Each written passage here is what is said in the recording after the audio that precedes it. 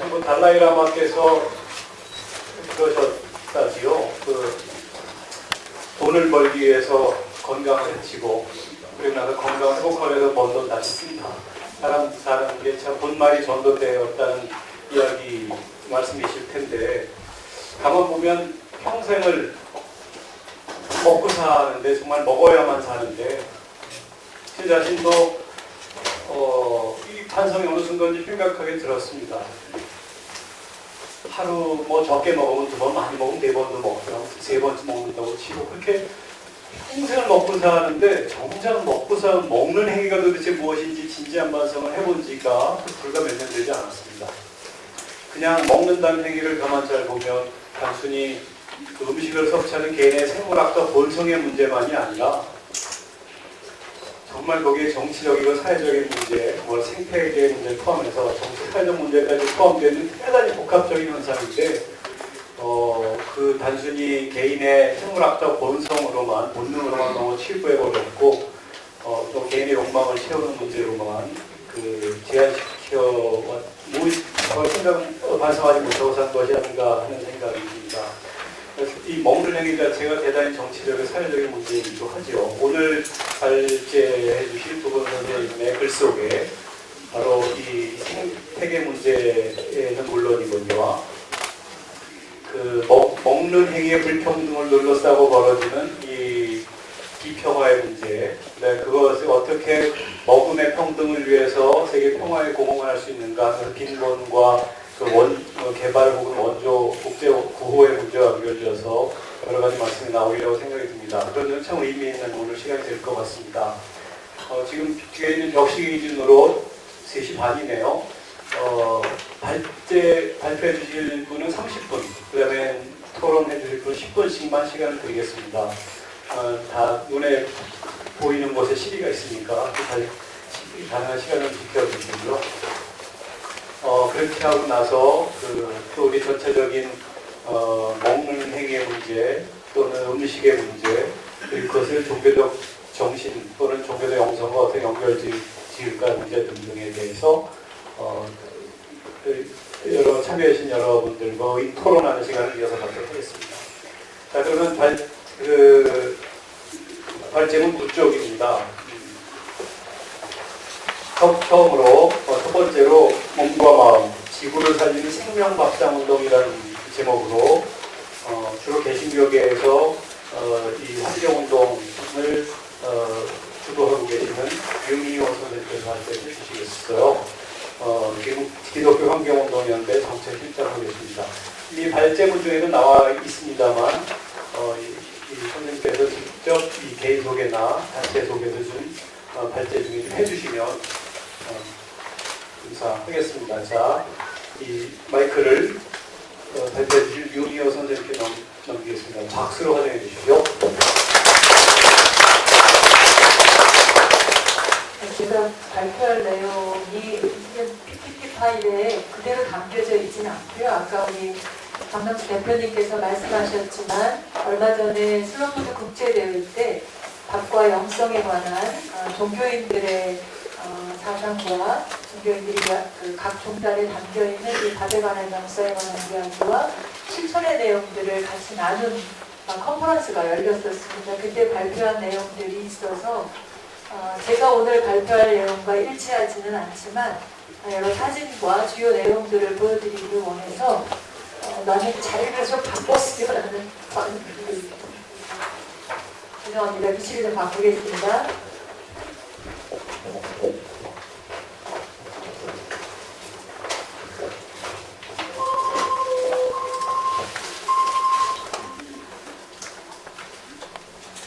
네, 방금 소개받은 유미호입니다. 기독교 환경운동연대에서 일하고 있고요. 저는 기독교 환경운동의 역사가 한 30년 정도 되는데요. 저희 한국이 산업화의 결과들로 인해서 공해 문제가 생겨날 때 80대 초반에 만들어져서 운동을 해오다가 한 10여 년 정도 지났을 때 시작할 때의 종교인들의 역할이 굉장히 컸습니다. 개신교뿐만 아니라 불교, 여러 종장들이 같이 사회 적은 인자들이 함께 이 일들을 감당을 했었는데 한 10여 년 지나고 나서 분화되어서 일반 환경단체들도 많이 생겨나면서 이 단체는 개신교 중심의 단체로서의 역할들을 해왔습니다.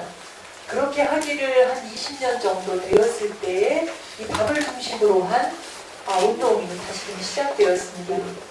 어떻게 보면 조금 늦은 감이 있죠. 우리의 생명을 유지하는 데 있어서 가장 기본이 되는 것이 식인데 이 문제가 환경운동에 생명운동에 있어서 한 20년 지난 다음에 시작되었다고 하는 것이 조금 늦은 감이 있지만 그만큼 밥이라고 하는 것이 밥에 관한 우리의 깨달음과 실천이 청년이 되지 않고는 그만큼 성숙하지 않고는 그 이야기하거나 실천에 나갈 수 없는 그런 부분이 아닐까라고 하는 생각을 해보게 되는데요.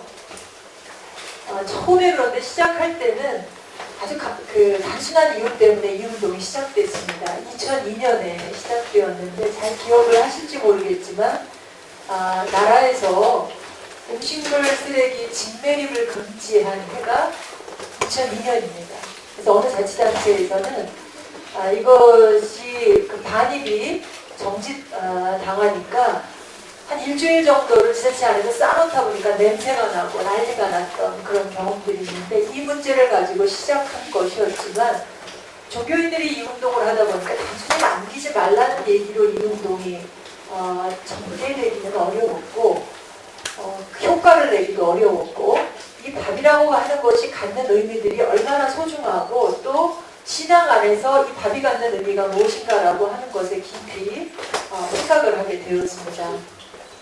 그 밥이 갖는 의미로서 저희가 얘기하는 것이 이게 지금 국제 컨퍼런스 발표했던 걸 영어 같이 있는데 한글만 보시면 될 것 같습니다. 저희 그리스도인들의 신앙생활 하는 데 있어서 이 밥에 관한 훈련을 할 때에 담겨있는 글귀인데요. 한번 제가 짧게 읽어보도록 하겠습니다. 밥 한 그릇의 의미를 아는 자는 하나님을 안다. 밥 한 그릇을 아무 깊은 뜻 없이 먹는 자는 하나님도 그렇게 아무 뜻 없이 개걸스럽게 먹게 되어 하나님의 거룩을 범하고 자기 생명을 상하게 한다. 밥 한 그릇 앞에서 감사할 줄 모르고 옷깃을 여닐 줄 모르면 지존자 하나님 앞에서도 감사할 줄 모르고 경외하는 마음을 익히지 못한다. 이런 훈련들을 해가고 있습니다. 그리고 성경 안에서도 다양한 곳에서 우리의 먹을거리에 대해서 말씀하시고 있는 내용들이 담겨 있는데요. 그런데 우리가 지금 이 시간 이야기하는 밥하면 새끼 밥상에 올라오는 밥을 생각하시잖아요. 그런데 이 운동을 하면서 제가 고백하게 된 건 이런 것입니다. 기독교인들이 보는 경전에 보면 시편 24편에 원수의 목전에서 내게 한 상을 베푸시고 하는 이야기가 나옵니다. 거기에 나오는 상이라고 하는 건 내 생명을 유지하기 위해서 살아가면서 취하는 것들인데 여러분들은 새끼 밥을 대하시죠. 근데 새끼 밥보다 훨씬 더 많이 먹는 게 창조주 하나님이 만드신 것 중에 있다는 것을 기독교인들은 고백합니다. 밥보다 더 많이 먹는 것이 지금 제 앞에 있는 이 물이고요. 그리고 이 물보다 훨씬 더 많이 먹고 있는 게 지금 내가 물을 마시고 있지 않아도 지금 이 순간도 내가 들이마시고 있는 공기라고 하는 것.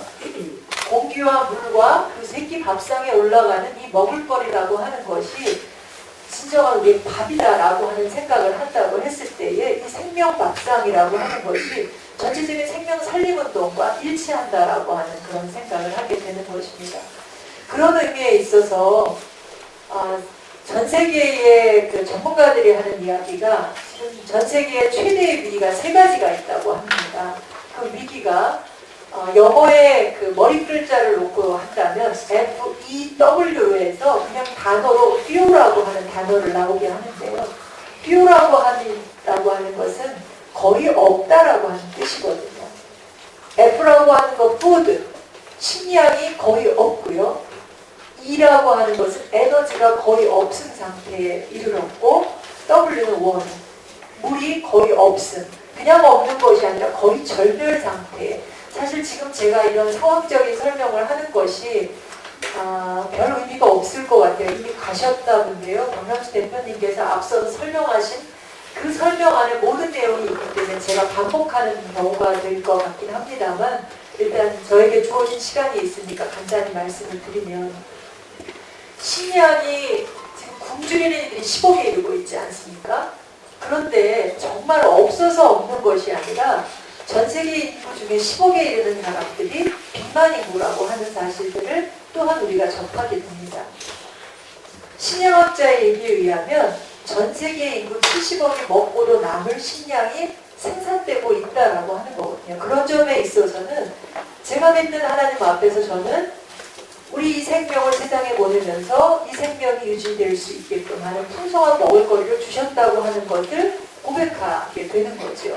하지만 인간의 그 부의 불균등함, 불균등하게 분배됨으로 인해서 이런 문제가 초래됐다고 하는 것이고, 또 기후 재앙들이나 이런 것들로 인해서 생산되는 양들이 줄어들고 있다는 그런 현실들을 보게 되는 거죠. 에너지의 상황은 더할 날이 없죠. 석유 역시도 정점을 치고 이제 생산량이 줄어들고 있고, 석유 이외에 지금 아까 방사능 먹을거리에 관한 그 위협을 느끼고 있는 현실들을 말씀을 하셨는데, 이 에너지 역시도 지금 석유만이 아니라 우라늄, 이런 모든 것들이, 이제 우라늄은 끝이 없이 사용할 수 있는 것이 아니지 않습니까? 이 역시도 2040년이 지나면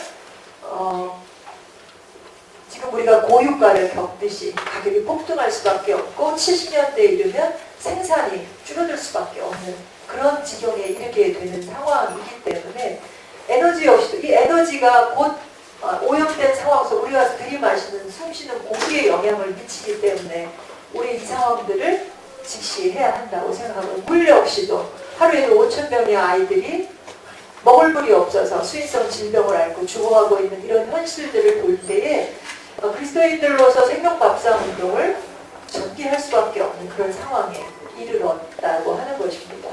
밥이 독점되고 또 배부른 영양실조 상태에 걸려있고, 또 배는 부른데 영양실조 상태에 있다라고 하는 것입니다. 편식을 하기 때문에 3대 영양소에만 급급하지, 탄수화물, 지방, 단백질을 먹는 것에만 급급하지, 비타민, 무기질, 미네랄이라고 하는 것들을 섭취하지 않음으로 인해서 비만이라고 하는 것을 겪고, 현대인의 질병에 있어서 암과 생활습관병에 걸리게 하는 이유가 바로 이 음식을 통해서 먹는 문제들로 야기되고 있다라고 하는 것이지요. 물론 먹는 것으로만이 아니라 마음의 병으로도 질병이 오기는 합니다만, 과거 우리 어르신들이 사셨던 한 40년대 이전만 보더라도 질병이라고 하는 병원을 찾는 이유가 우리가 너무 많은 것을 먹기 때문에 병원을 찾았던 것이 아니라 못 먹어서 병원을 찾았고, 의사들은 잘 먹고 잘 쉬면 그 병을 낫게 치유할 수 있었는데, 지금은 너무 많은 것을 먹고 먹지 말아야 할 것을 먹었기 때문에 병원을 찾기 때문에 이 왜곡된 이 입맛을 고쳐주기가 어렵다라고 하는 그런 사실들이지요. 그리고 지금 당하는, 우리가 먹는 밥상에 올라오는 이 생명들이 당하는 고통이라고 하는 것은 이루 말할 수 없다는 거죠. 이게 가축들에게만이 아니라 항생제, 성장 촉진제 이런 것이 가축들에게만이 아니라 농수, 축산물 모두에 있어서 항생제, 성장 촉진제, 농약, 제초제, 이제는 방사능에 이르기까지 식품의 오염 상황들이 우리로 하여금 우리의 생명을 살리기 위한 밥을, 먹을거리를 고민하게끔 한다라고 하는 것입니다. 그리고 우리가 처음에 이 운동을 시작했을 때 동기가 되었던 음식물 쓰레기, 아까 우리 대표님 말씀하셨던 것처럼 이 거룩한, 생명을 살리는 거룩한 음식에 쓰레기를 붙일 수밖에, 쓰레기, 이건 사전에도 나오지 않는 말인 거 아시죠? 음식 쓰레기라는 말. 어떻게 거룩한 음식이 쓰레기라고 하는 단어와 같이 붙어서 실적으로 사용될 수 있는 말이죠. 이런 상황 속에서 저희는 신앙을 다시 한번 성찰하게 됐고, 그 신앙 가운데서 주님께서 요한복음이라고 하는 것을 보면 당신께서 당신을 지칭해서 하늘에서 내려온 생명의 양식이다 라고 이야기를 하는 말씀이 있습니다. 그 말씀이 곧 우리가 밥을 먹는다는 것이 주님을 내 안에 모신다라고 하는 것인지인데, 그리고 바울이 쓴 그 고린도후서에 보면 우리의 몸을 거룩한 성전에 비유합니다. 하나님의 영이 우리 몸에 들어있기 때문에, 몸 안에 들어있기 때문에 한다라고 하는데 몸 안에 들어가는 것이 오염된 것들이 되거나 폭식을 하거나 혹은 허겁지겁 먹는다거나 하는 것들로 인해서 이 성전을 더럽힌다라고 하는 것은 곧 하나님의 거룩을 범하는 것과 다를 바 없다라고 하는 생각으로 이 운동을 시작을 했습니다. 그런 의미에서 5가지 축이 있는데요. 다시 반복하는 것이 되겠지만 일단 신앙이라고 하는 한 축이 있고요. 그리고 생명을 살린다라고 하는 측면, 앞서 대표님 말씀하신 경제를 살리는 측면, 또 우리의 건강을 살리는 측면, 이 건강에는 내 몸의 건강만이 아니라 이웃의 건강과 자연의 건강과 이 지구의 건강까지 포함하고 이 나눔이라고 하는 것이 포함됩니다.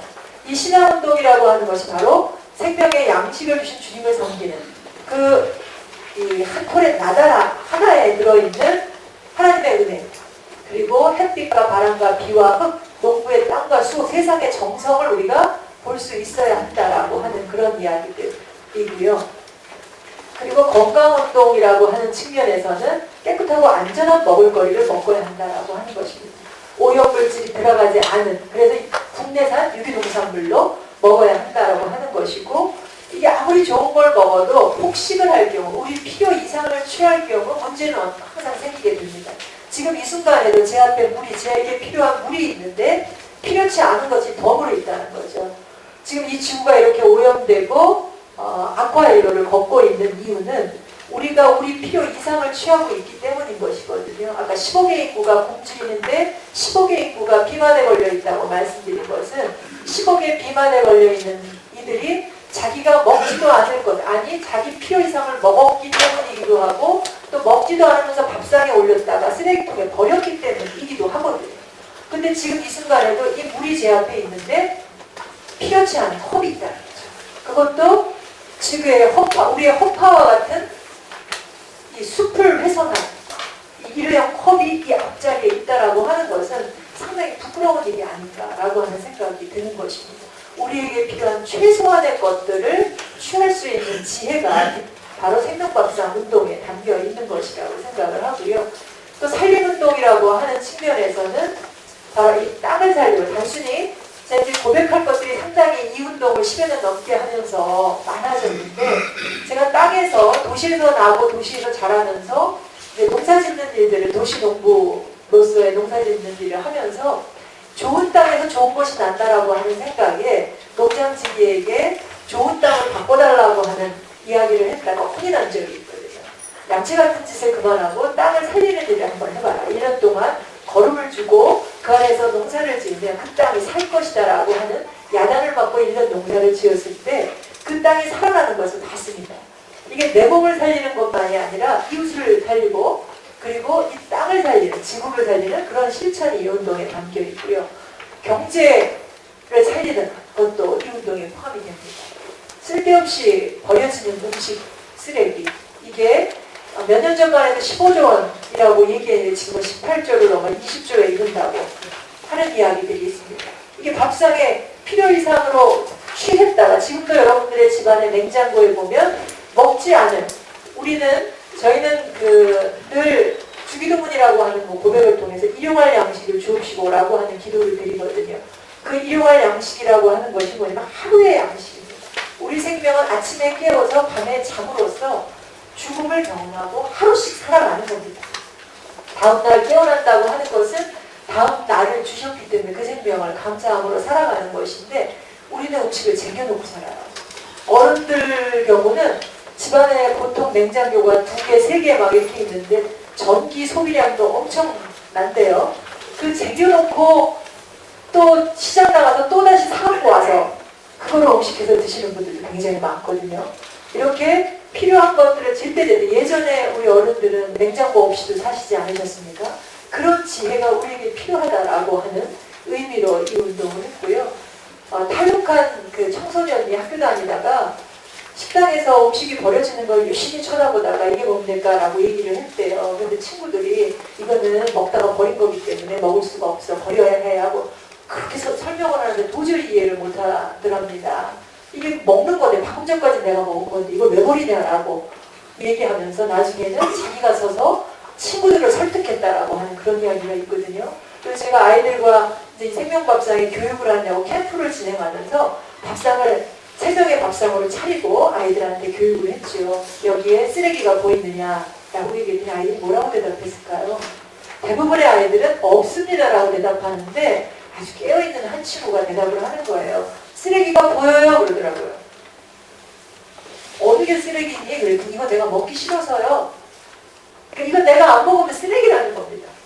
그러니까 내가 물론 학교에서 그런 교육을 하면 편식하는 교육을 하게 됩니다. 근데 그 편식도 고쳐야 하겠지만 자기 먹을 것을 먹을 만큼 밥상에 올리고 깨끗이 비우는 그런 실천들을 하는 것이 이 경제를. 이게 15조 원이 북한 주민들 전체가 굶주리는 그 북한 주민들을 다 먹일 수 있는 것이고 아프리카의 어린이들도 이 1,000원 우리가 1년 동안 버리는 이 15조 원이 우리 국민 한 사람당으로 나누면 한 800원, 900원 꼴 나오거든요. 그 돈으로 굶주리는 아프리카의 어린이들을 다 먹일 수 있다는 거예요. 그걸 생각하면 이게 경제를 얼마나 살릴 수 있고 나눔을 실천할 수 있느냐라고 하는 이야기가 될 수 있고요. 그래서 이렇게 5가지 축에 관한 이야기 있고 이런 축을 가지고 우리가 다양한 실천들을 해왔는데 그런 주요 실천들이 이 사진에 담겨 있습니다. 이런 실천들의 내용들이 일단 수칙으로 보면서 설명을 드리면 다들 철을 아시지요?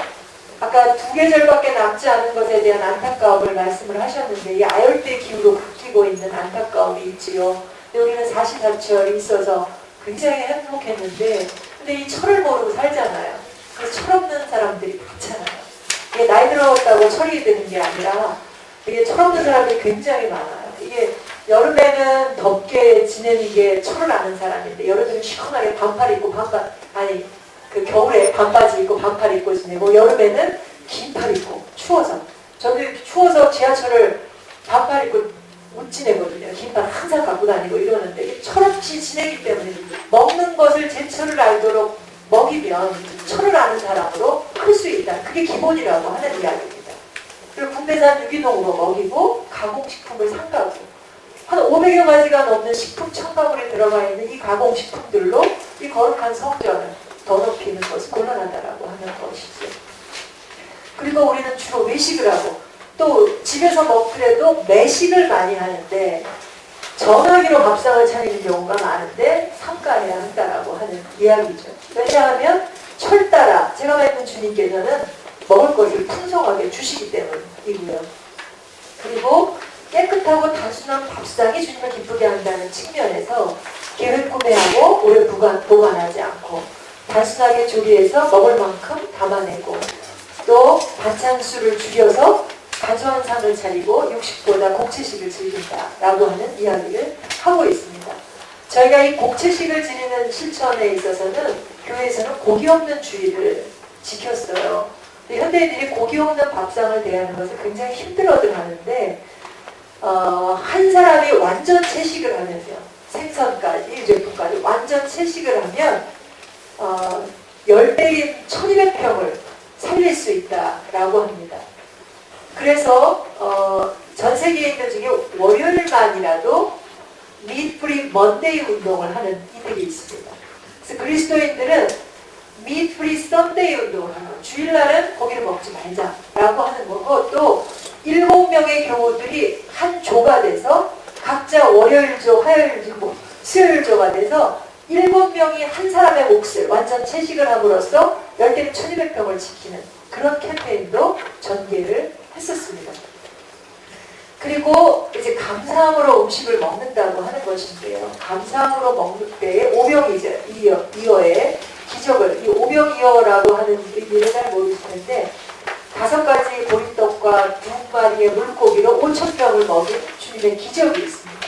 이게 요 오병이어를 한 소년이 도시락을 싸왔다가 5,000명과 함께 밥을 먹을 때 먹을 것이 없을 때 주님이 이것을 가지고 5,000명을 그 소년이 이것을 내놓았을 때 5,000명을 먹인 기적인데요. 감사함으로 이것을 먹는다라고 하는 측면에서 소식한다라고 하는 것이 이 장수의 비결이기도 하거든요. 소식. 그리고 남기지 않고 깨끗이 그리고 최소한으로 배출되는 것으로 또 재활용해서 퇴비를 한다거나 사료화한다고 하는 그런 실천들이 있습니다. 그래서 이 실천들을 했던 이 사진들을 보면요. 우선은 맨 좌측에 보면 교육하고 밥상을 직접 차려서 먹이는 일들을 해왔습니다. 우리가 잘 아는 것 같지만 우리의 전통 밥상들을 직접 차려서 직접 먹어봄으로써 우리 입맛을 다시 회복하게 하고 교회 안에서 그런 밥상들을 스스로가 차려서 먹을 수 있게끔 하는 그런 실천들을 해나갈 수 있게 했고요. 그 아래 사진이 뭐냐면 저희가 개신교 수도 공동체인 동강원이라고 하는 곳에서 한 1000여 평의 땅을 임대를 받아서 무상으로 임대를 받아서 주말 농장을 운영을 했습니다. 이게 직접 하느님이 주신 것을 그 땅에서 직접 키워서 먹는 그런 기쁨을 누려본다는 것이 얼마나 소중한가라고 하는 것들을 저희가 경험을 해보게 되는데 저 역시도 혹시 여러분들은 농사를 다 경험을 해보셨는지 모르겠습니다만 저는 첫 해에 굉장히 부끄러운 회개를 했습니다. 어떤 회개냐면 제가 좋아하는 땅콩을 심었는데 심기 위해서 종자나무를 달려갔어요. 그리고 땅콩 씨앗을 달라고 하는 이야기를 했습니다. 땅콩 씨앗이 제 손에 쥐어진 게 바로 땅콩이었거든요. 여러분들은 우습지 않으시죠? 근데 저는 그 순간 얼마나 부끄럽든지요. 제가 살아있는 생명을 먹고 지금까지 살아왔다라고 하는 거죠. 여러분들도 지금껏 수많은 생명이 자기의 생명을 기꺼이 밥상에 자기 생명을 죽여서 밥상에 올려놨을 때 그 생명을 먹고 지금 여기 살아 계신다고 하는 거죠. 매일매일. 그렇다고 했을 때 내가 헛되이 이 세상을 살아갈 수 있겠느냐라고 하는 거예요. 그들의 생명의 헌신에 헛되지 않는 삶을 내가 살아야 한다라고 하는 것을 이런 실천들을 통해서 처음에는 단순히 깨끗하고 안전한 먹을 거를 내가 먹고 내 가족을 먹이고 또 나와 함께 하는 이 회원들과 이웃들과 함께 나누는 것이 목적이었는데 점차적으로 이것이 단순히 그런 깨끗하고 안전한 것을 넘어서 땅을 살리고 그리고 이 신앙 안에서 신앙을 회복하고 내 영혼을 회복하는 일이었다라고 하는 것을 깨닫게 됐다라고 하는 것입니다. 그리고 그 밑에 있는 그 접시에 올려져 있는 것이 우리가 채식 캠페인을 하면서 고기 없는 주일, 고기 없는 하루 운동들을 하면서 전개를 했던 거고요.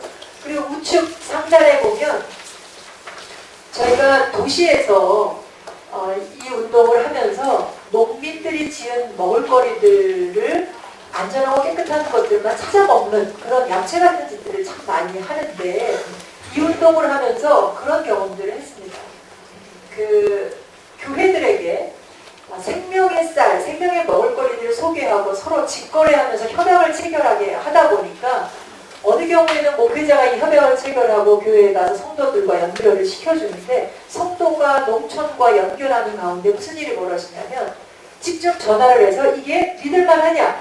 이거 왜 이렇게 비싸냐? 라고 하는 이야기로 서로 상처를 주는 일들이 생겨나게 됐습니다.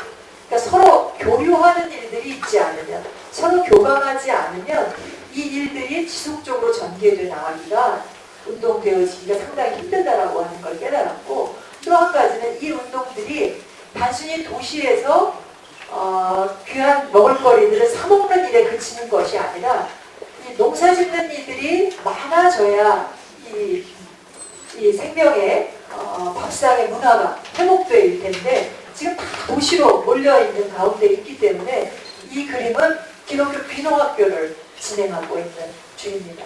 비록 적지만 농사를 짓지 않더라도 귀촌을 통해서 농촌을 살리고 농업을 살리는 일들을 할 수 있도록 하는 교육을 진행을 하고 있는 것이고요. 그 밑에는 음식을 남기지 않는 훈련들을 하는 빈그릇 실천을 하는 것입니다. 불교에서는 바로복양이라고 하지만 이게 종교가 아니더라도 우리 그 조상들의 전통에 보면 숭늉으로 깨끗하게 비워서 먹었던 그런 기억들이 다 있으실 겁니다.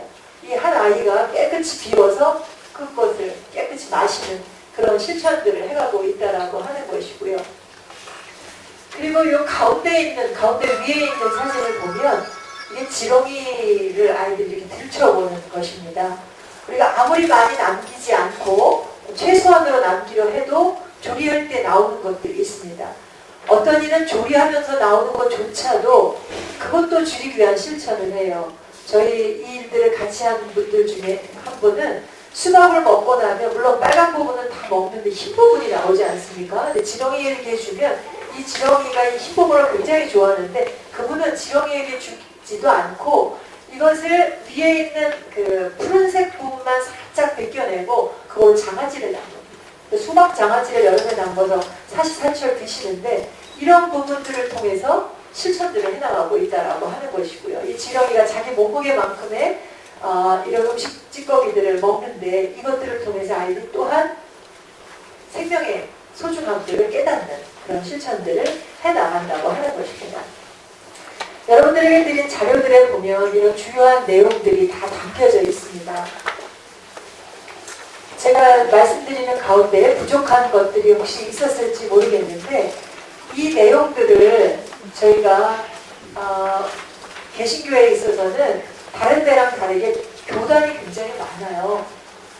이제 천도교도 한 종단이지 않습니까? 한 교단이죠. 천도교 안에 모두가 있는데 개신교는 뭐 예장, 통합, 예장, 합동, 뭐 감리교, 기장, 성결교 이게 많은데 지금 9개 교단이 교단적인 차원에서 거기에 있는 회원교회들이 생명밥상을 차리게 하겠다고 하는 이 교단 생명밥상 협약서를 체결하는 일도 성과 있게 저희가 진행을 했고요. 이런 운동들을 진행했고 왼쪽에 있는 것이 교재를 만들어서 전국에 있는 수많은 성도들이 직접 교회 안에 리더들이 교육할 수 있게끔 하는 일들을 진행했고 교회에서 전도하는 일들도 하는데 그 전도할 때에 이 생명밥상 수칙을 만화로 그려놓은 것들을 전달하면서 교육할 수 있게 전도할 수 있게 진행을 했고요.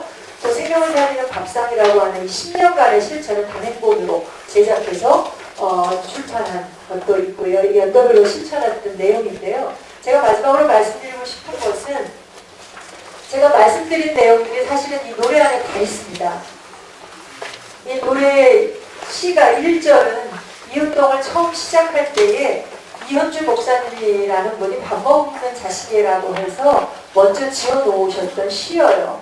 그리고 이 시를 발견하고는 그래 이거다 라고 하는 생각에 2절, 3절을 우리의 운동의 내용을 담아서 곡을 붙인 것인데요. 제가 불러드리기는 좀 그렇고요. 1절만 한번 불러드리고 2, 3절은 읽어드릴까요? 네. 잘 나올까 모르겠네요. 이 반주도 없이. 같이도 부르실 수 있으시겠어요? 네, 한번 불러보시죠. 그러면 천천히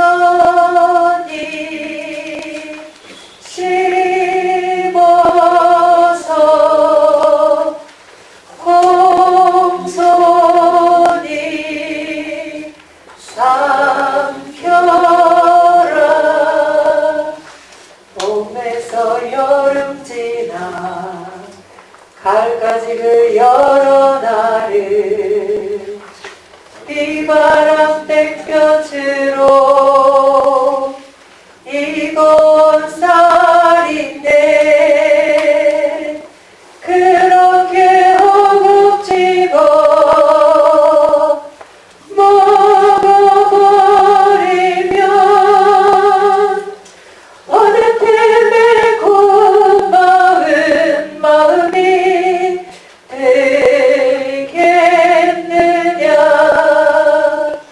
사람이 고마운 줄을 모르면 그게 사람이 아닌 거요.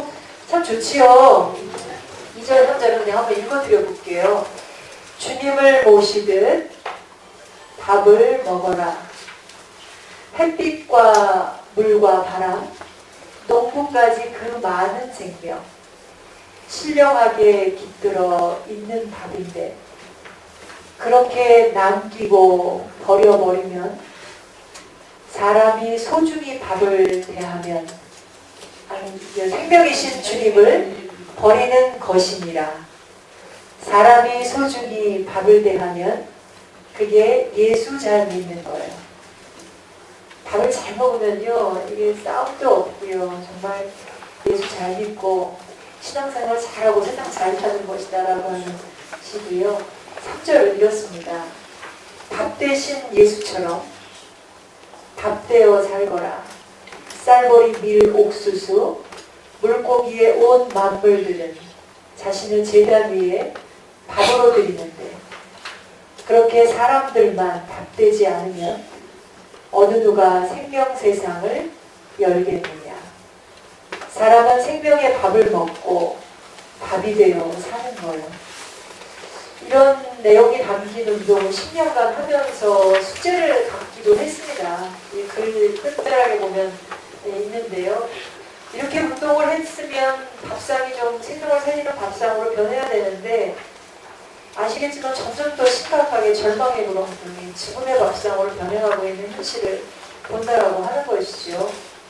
제가 육식은 안 하는데 생선은 먹었는데 생선마저도 접어야 하지 않을까라고 하는 그런 상황. 그리고 우리가 먹는 것이 이 육식을 안 하는 것이 기후 재앙이라고 하는 이 머지않아서 이게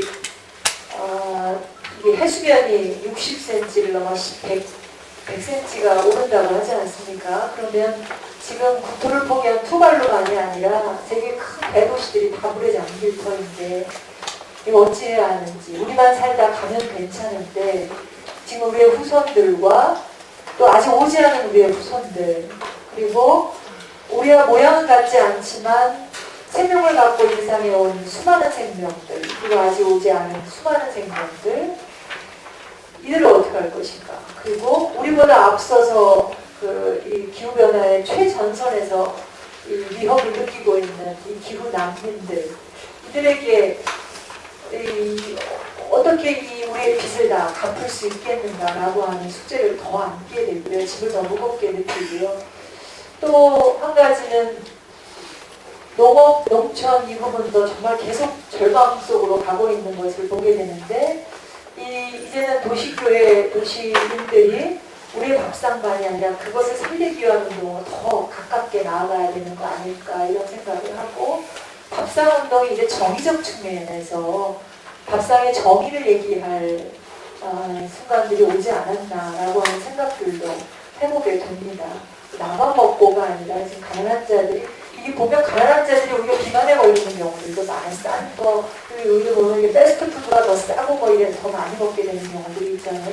밥상의 정의로운 밥상을 차리는 일들도 우리에게 필요하고 그리고 무엇보다 이런 것들을 해나가는 데 있어서 말로만이 아니라 직접 밥상을 차려서 먹이는 나눔들이 내가 이 밥상을 차려서 같이 나누는 그런 실천들이 우리의 과제로 남아있지 않나라고 하는 그런 숙제까지 말씀드리면서 제 이야기를 마치려고 합니다.